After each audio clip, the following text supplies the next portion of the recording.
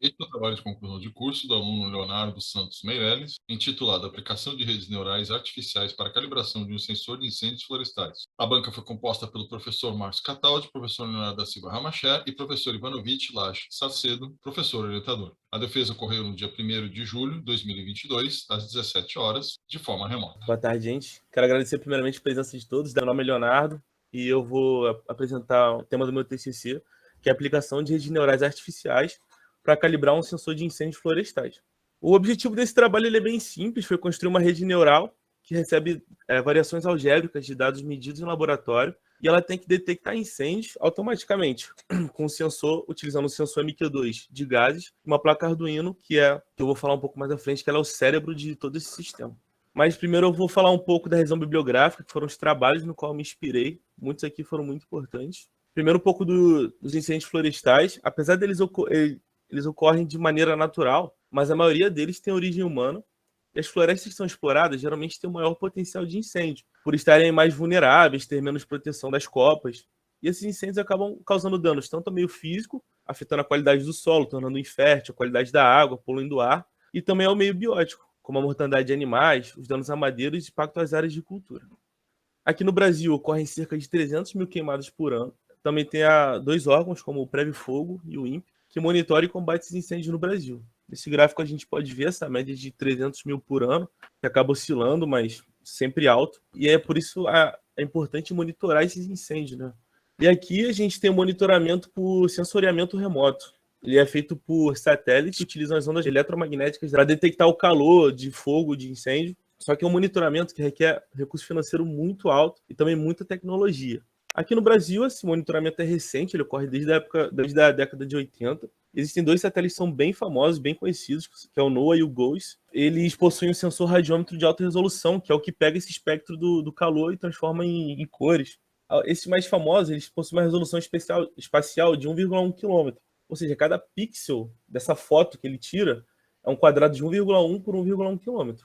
Mas apesar disso, ele possui suas limitações, principalmente porque pega áreas muito grandes e não consegue concentrar em áreas menores. Por isso a gente tem o monitoramento em loco, que é o monitoramento no local. Eles são bons nesse sentido, porque cobrem áreas menores e existem sensores de diferentes naturezas. Nesse trabalho aqui eu vou comentar sobre câmeras, radiômetros e sensores de gases. Começando aqui por esse trabalho do de Abreu, que ele criou com uma câmera, um telescópio e um software muito inteligente, um detector de chamas pela luminosidade que elas emitem. Nesse trabalho aqui, o software ele pega 3 imagens, vai varrendo essas imagens e vai comparando se a chama vai aumentando. Nessa foto aqui foi um dos êxitos que ele teve nesse trabalho, que é muito interessante. E aqui a gente tem uma detecção de luminosidade, mas um pouco mais aprimorada. Esse trabalho aqui, o autor ele usou um radiômetro, que é o T4 Max, que ele detecta pelo espectro infravermelho da chama. Isso é interessante porque ele pega até incêndios subterrâneos. Aqui a gente vê um incêndio na luz na visão do olho mesmo, e aqui pelo aparelho do T4 Max que pega embaixo da terra.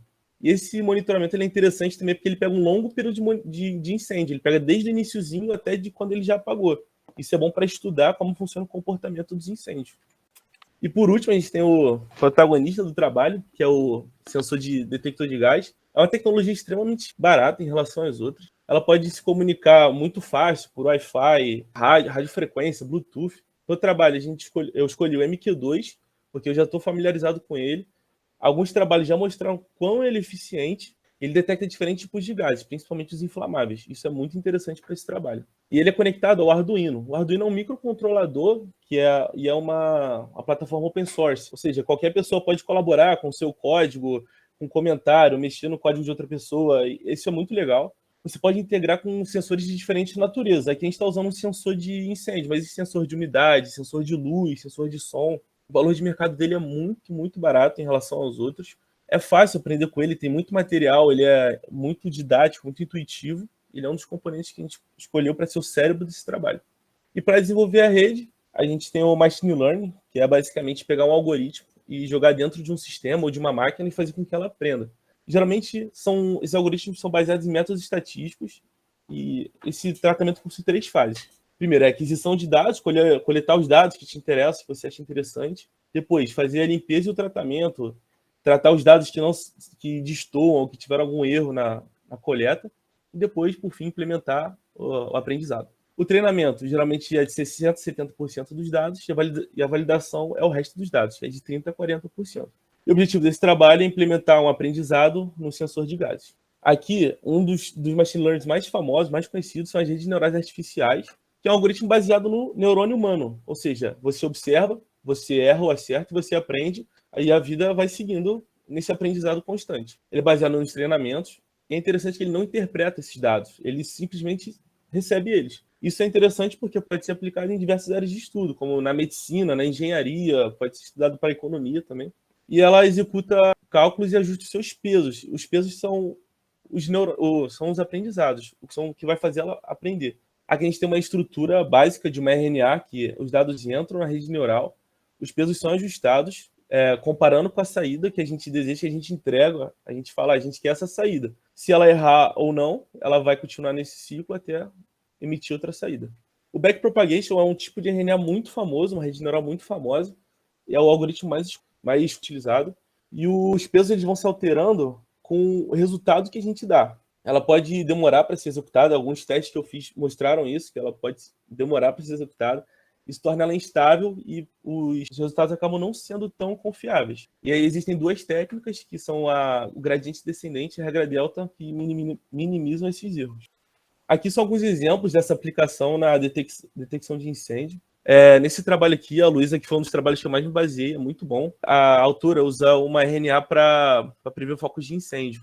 Ela utilizou 12 variáveis de entrada, variando entre si, umidade, distância até um centro urbano, e usou em 2 períodos, de julho e de março, que julho representa o mês de seca e março o mês de chuvas.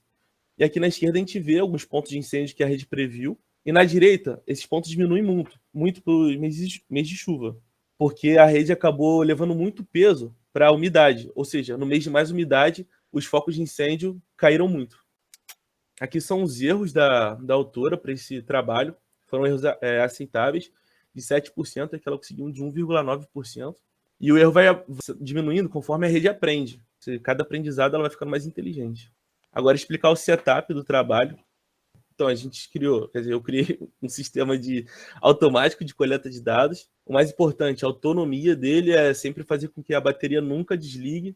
Para esse projeto, tem uma placa solar que alimenta uma bateria e alimenta o sensor de gás, o Arduino e o transmissor.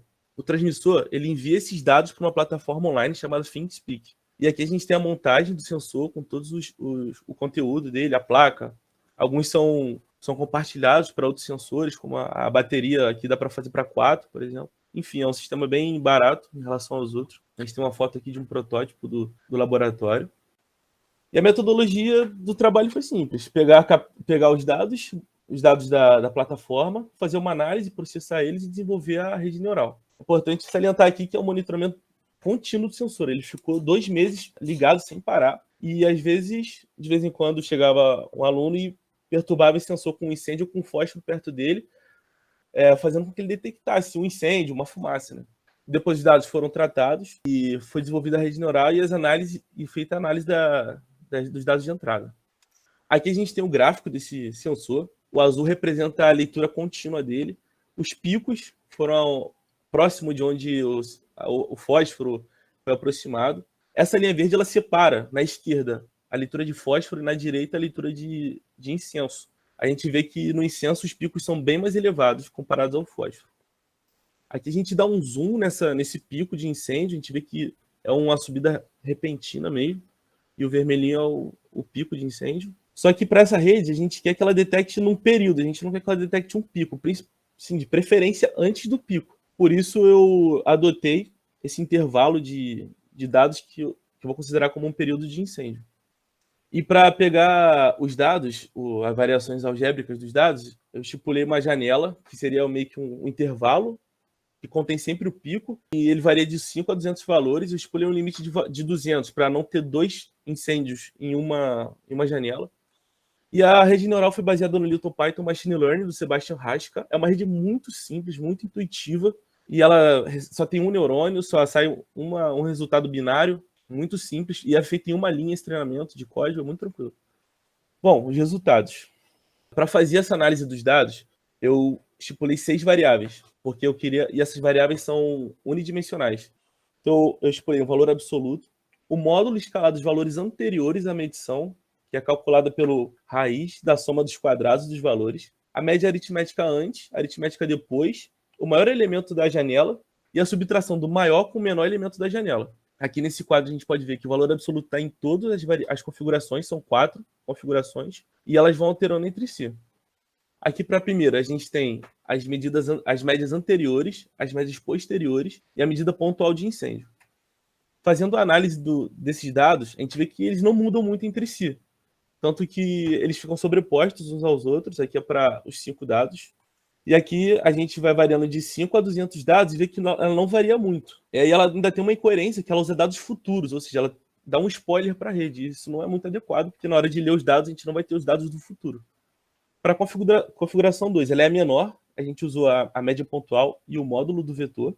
Ela não foi muito adequada, porque eu vi que o módulo vai ficando mais longe no eixo vertical dos dados. Então, isso pode criar alguma incoerência. Esse eu descartei, que eu não achei muito adequado. O terceiro é o que mais tem variáveis. A gente tem a medida pontual, o módulo, a média, o maior valor da janela e a diferença. Esse aqui, como ainda tem o módulo, a gente pode ver que ele continua indo embora do gráfico, conforme os dados aumentam. Então, eu decidi também não usar essa. E a configuração 4, que é a última, tem a medida pontual, as médias anteriores e a diferença. Nessa aqui, dá para ver que, apesar dos gráficos estarem longe um do outro, conforme a janela aumenta, a distância entre elas mantém e os picos são certinhos um com o outro. Está sempre detectando os picos juntos, os dados. E aqui o treinamento e a validação da rede. Eu usei 60% para treinar ela, 40% para validar. Aqui eu vou apresentar umas incoerências que eu tive nos dados. Por exemplo, nesse aqui da esquerda, a gente vê que a medida de incêndio ela está abaixo de picos. Isso aqui pode causar alguma interferência nos dados. Aqui na direita a gente tem a mesma coisa, a medida de incêndio foi feita antes do pico. Lembrando que essa medida ela foi feita à mão. O aluno chega, marca tudo na mão, marca o horário, então isso é um erro humano, acontece. Aqui é o critério de erro que eu dei para a rede, muito, muito simples. Eu apresento o dado que eu quero, o dado que eu espero. Se elas são iguais, é um acerto. Se não, é um erro. Bem simples. Aqui a gente tem o erro da rede na fase de teste. A gente vê que ela começa com um erro baixo, ela sobe só um pouquinho, mas se mantém ali na linha constante, entre 0,6 e 0,7. E apesar do erro no início ser menor do que a média que ele se manteve, os pesos da rede não eram muito adequados. Então, por isso que eu achei considerável essa linha se manter constante nesse intervalo. Bom, aqui pro finalzinho, a rede detectou o incêndio antes do pico. A gente consegue ver que os vermelhinhos estão sempre antes do pico. Isso é muito interessante. Teve um acerto de 99% para uma janela de 20 dados da configuração 4. E que algumas incoerências, como eu apresentei antes, podem ter afetado esse aprendizado. Bom, aqui chegando na reta final, a gente vê que a rede cumpre o objetivo. É uma rede muito simples, como eu falei. O treinamento dela é baseado em uma linha. O Arduino, que é um sistema que não é muito sofisticado, não tem muito processamento, ele é perfeito para receber essa rede, porque é muito simples. O algoritmo foi escrito em Python, mas ele pode ser facilmente traduzido, entre aspas, para outras linguagens de programação, por causa da lógica dele. O erro de validação em treinamento é extremamente baixo, comparado a outros trabalhos. A gente pode aplicar esse alarme, essa detecção como um primeiro alarme, falar, chance de acontecer algum incêndio, fiquem atentos. E como a rede se adequou a estímulos diferentes, né? Pegou intervalos diferentes ali e acabou se adaptando para ter um acerto considerável. E para futuros trabalhos, adicionar sensores de diferentes naturezas, como eu disse que o Arduino recebe, então é muito fácil aplicar isso. Criar outras configurações, mesclar outras variações estatísticas, outros tamanhos de rede, aumentar o número de neurônios também é interessante. Com certeza melhorar a precisão na coleta de dados e digitalizar o registro é uma boa saída, para evitar o pico antes a detecção antes ou depois do pico. Obrigado.